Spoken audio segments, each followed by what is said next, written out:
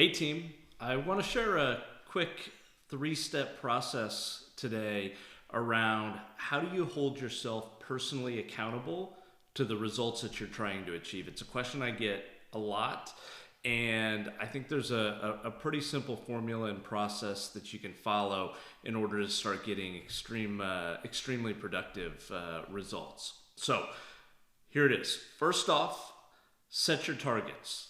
The number one thing you can do is sit down and plan out what you're trying to achieve and a plan and a path to get there. At Salesforce, we used a concept called V2MOM, where we focused on the visions and the values that we were going to achieve, and then the obstacles and the methods that it was going to take to overcome any of those challenges that came along the way, and how we were going to measure ourselves during the process.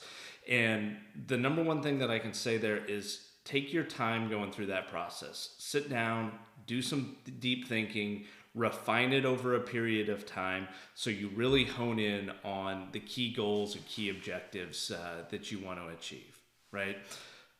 I'll drop a link in the show notes around the V2MOM process. There's some great articles out there that talk about it, and it can be a foundation for how you use this going forward. It's something I used every single year with my team, and it's a way that I personally tracked and kept myself accountable in those sales leadership roles. So, number two, and I think so often as sales professionals, we focus too much on the outcome. We look at our quota, we look at our results, and there is way too much focus on the end result and not enough focus on the process to get there. And when you're not focused on the process, you're not going to get the results that you want on the end.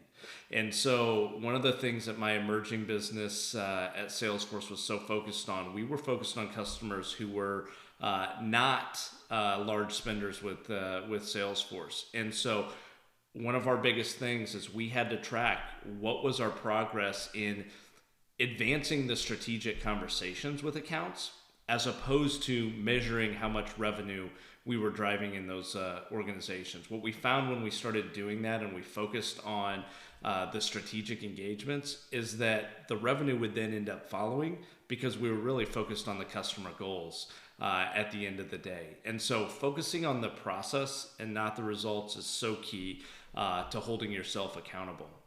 And then the last thing is talk with a manager, with a colleague, with a friend. Tell them what your goals are. One of the best things that you can do is sit down, have that conversation with someone else, and then have a regular check-in. It's why having a great sales manager or a coach or a mentor is so valuable, because you have someone that you can talk to, you can share the results, they can go along and take that journey with you. If you hold them all inside, oftentimes you'll be scared. You don't want to share those out. But once you actually share out your goals and your vision and what you're trying to achieve, you will find you get more focus on it. And when you get more focused on it, you're going to drive better results in the end. So I hope this quick process helps you. I hope it drives accountability for yourself and for your team as you're thinking about how do you drive greater sets of success. Hope you enjoyed it this week. We'll see you next week.